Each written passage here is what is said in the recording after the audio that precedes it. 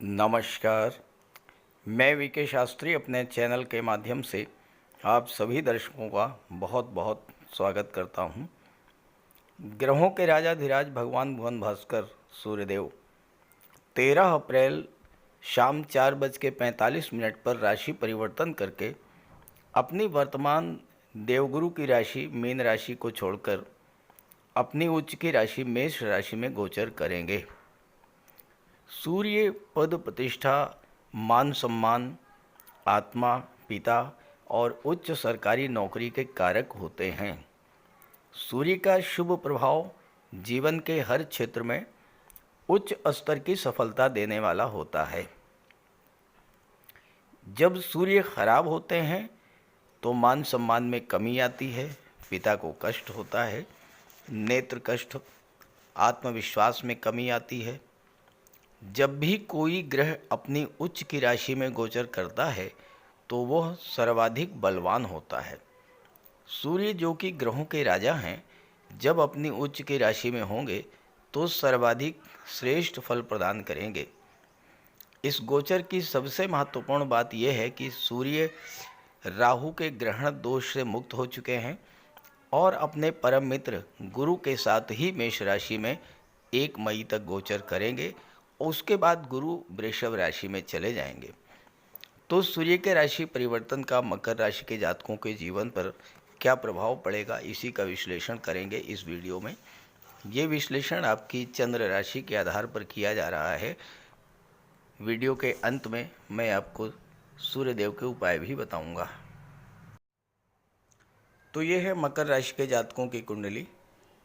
आपकी कुंडली के चौथे भाव में सूर्य का गोचर है 13 अप्रैल को शाम 5:45 पर। अभी तक पिछले 1 माह से सूर्य का गोचर कुंडली के तीसरे भाव में था और यहाँ पर सूर्य राहु का ग्रहण दोष बना था। सूर्य राहु का ग्रहण दोष बनने के कारण एक तो आपके पराक्रम पुरुषार्थ में कमी आई, आपके जीवन में साढ़े साती भी गतिमान है। साढ़े साती को दौरान ग्रहों के राजा का पीड़ित हो जाना, भाग्य भाव पर दृष्टि पड़ने से भाग्य ने आपका साथ नहीं दिया। सूर्य शासन प्रशासन के कारक होते हैं तो सरकारी अधिकारियों का भी सहयोग आपको नहीं मिला। गवर्नमेंट से संबंधित कोई कार्य आपका था, वो कार्य आपका अधूरा रह गया और स्वास्थ्य भी आपका खराब हुआ होगा। चूँकि सूर्य अष्टम भाव के स्वामी होकर के स्वयं पीड़ित थे और अष्टम भाव तो अपने आप में दुखों का, कष्टों का, पीड़ाओं का होता है। और जब स्वयं सूर्य ही पीड़ित हैं तो फिर आपके जीवन में समस्याएं तो आना स्वाभाविक सी बात है। तरह तरह की परेशानियां, रुकावटें, विघ्न, बाधाएं, बनते बनते कार्य का बिगड़ जाना, ये सब आपके साथ हुआ होगा। लेकिन 13 अप्रैल को जैसे ही सूर्य चौथे भाव में आएंगे तो आपके जीवन में जो समस्याएं सूर्य के राहु के साथ ग्रहण दोष के कारण बन रही थी, वो समस्याएं समाप्त होंगी और यहाँ पर गुरु के साथ सूर्य का गोचर होगा।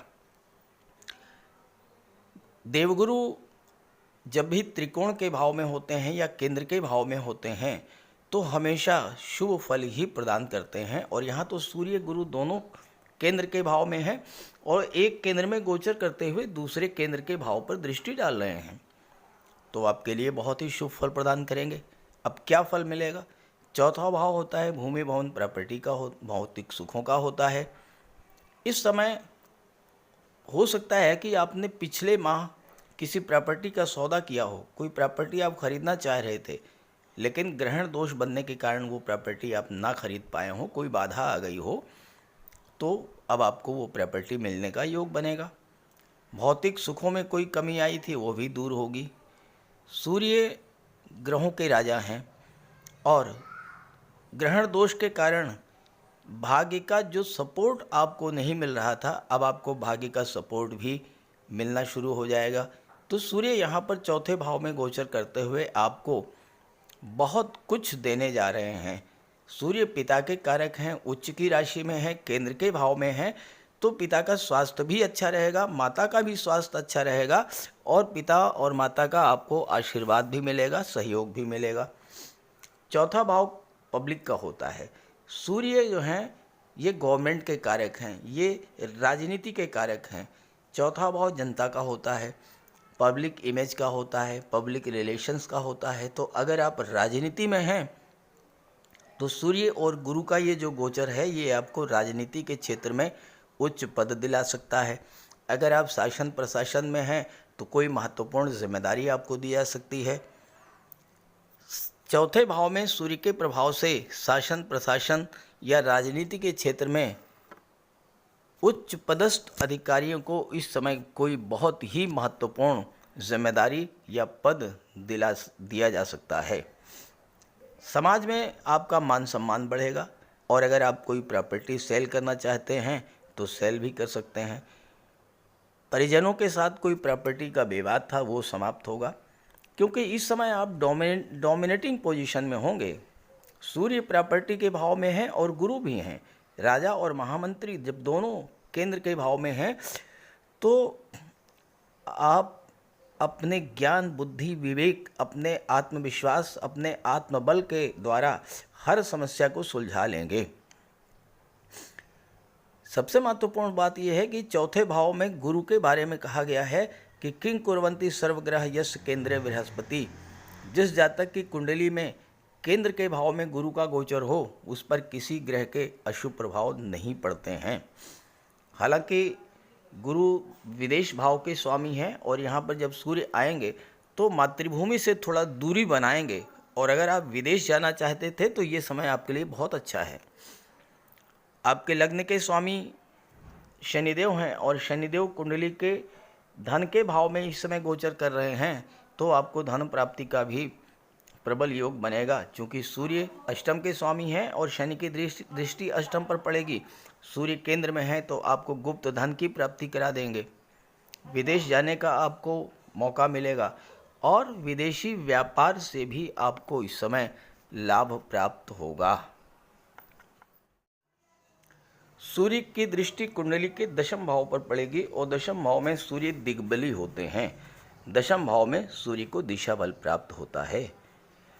अभी तक ग्रहण दोष बनने के कारण आपके कार्य क्षेत्र में जो समस्याएं आई थीं, कार्यों में जो बाधाएं आई थीं, जो रुकावटें आई थीं, जो कैरियर को लेकर उठापटक की स्थिति बनी हुई थी, सूर्य के और गुरु के दृष्टि पड़ने से वो सारी समस्याएं आपकी समाप्त होंगी।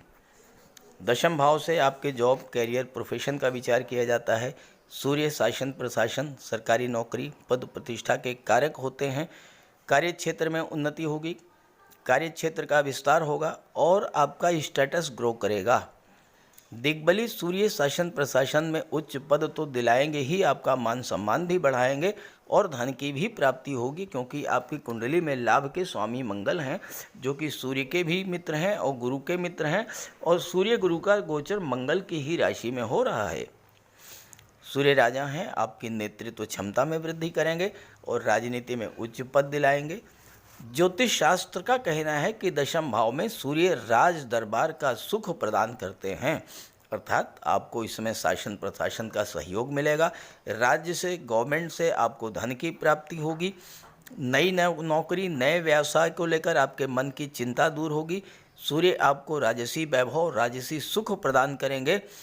पिता का सहयोग मिलेगा और उनके सहयोग से आप जीवन में आगे बढ़ेंगे। सूर्य आपके लिए उच्च प्रशासनिक सेवाओं, आईएएस, आईपीएस, सिविल सर्विसेज में जाने का मार्ग प्रशस्त करेंगे। सूर्य के प्रभाव से आप अच्छे शिक्षक, काउंसलर, वकील, वक्ता, कवि बन सकते हैं। बैंकिंग, फाइनेंस या सोशल मीडिया के क्षेत्र में भी आपको सफलता मिल सकती है, क्योंकि गुरु जो है वो तीसरे भाव के स्वामी हैं, जो कि आपकी कम्युनिकेशन पावर होती है, जो कि सोशल मीडिया को शो करता है। तो इस तरह से सूर्य का ये राशि परिवर्तन आपके लिए हर दृष्टि से शुभ फल लेकर के आ रहा है। सूर्य के इस गोचर का आप पूरा लाभ उठाएं। हाँ, अगर आपकी जन्म कुंडली में सूर्य कमज़ोर हैं तो सूर्य का उपाय भी जरूर कर लें। बात करते हैं उपायों पर। सूर्य देव की आराधना करें। खास करके छात्रों को या जो कॉम्पिटिटिव एग्ज़ाम्स की तैयारी कर रहे हैं उन्हें तो सूर्य के उपाय अवश्य करने चाहिए। सूर्य आत्मा के कारक हैं। इस पृथ्वी पर सूर्य के कारण ही जीवन है और सूर्य की ही ऊर्जा, प्रकाश और ऊष्मा से हम कार्य करने में सक्षम होते हैं। सूर्य देव की आराधना करेंगे, आत्मा को बल मिलेगा, आत्मविश्वास में वृद्धि होगी, कार्य करने की ऊर्जा प्राप्त होगी, जीवन में रोशनी आएगी, भाग्य चमक जाएगा और फिर आप सफलता की सीढ़ियां चढ़ते चले जाएंगे। तो प्रातःकाल स्नान करते समय जल में लाल पुष्प या केसर डाल करके स्नान कीजिए। इसके बाद सूर्योदय से 1 घंटे के भीतर सूर्य देव को अर्घ्य दीजिए। तांबे के लोटे में जल, अक्षत, लाल पुष्प, रोली, लाल चंदन ये डाल करके सूर्य देव को अर्घ्य दीजिए। ध्यान रखें कि सूर्य देव को अर्घ्य 3 बार में देना है। 1 लोटे जल को आपको 3 बार में अर्घ्य देना है और साथ ही साथ इस बात का ध्यान रखना है कि जो जल है वो आपके पैरों पर ना गिरे। इसके बाद गायत्री मंत्र का जाप करें, आदित्य हृदय स्तोत्र का पाठ करें।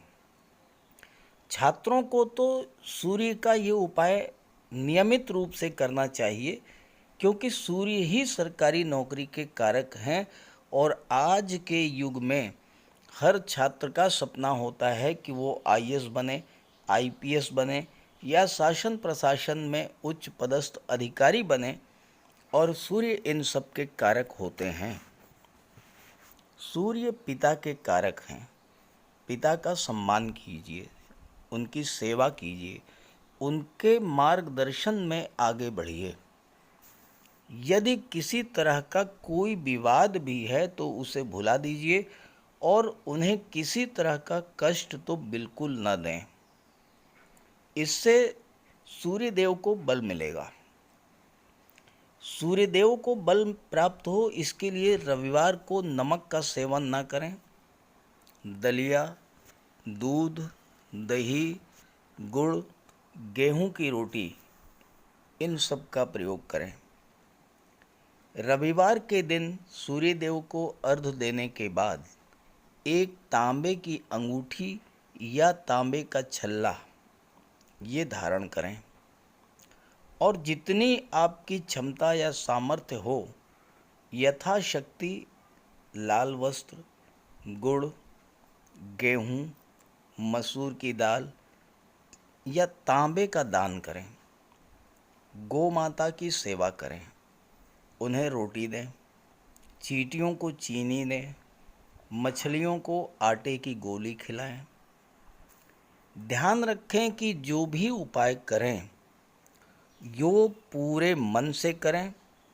उपाय करते समय सूर्यदेव का ध्यान करें और साथ ही साथ अहंकार और क्रोध इनसे दूर रहें। आप ये उपाय करके देखिए, जीवन में इतना बड़ा परिवर्तन आएगा कि आप कल्पना नहीं कर सकते। तो मेरी बात से सहमत हों तो उपाय शुरू कर दीजिए, और वीडियो अच्छा लगा हो तो अपने साथियों को, मित्रों को भी ज़रूर शेयर कर दीजिएगा। नमस्कार।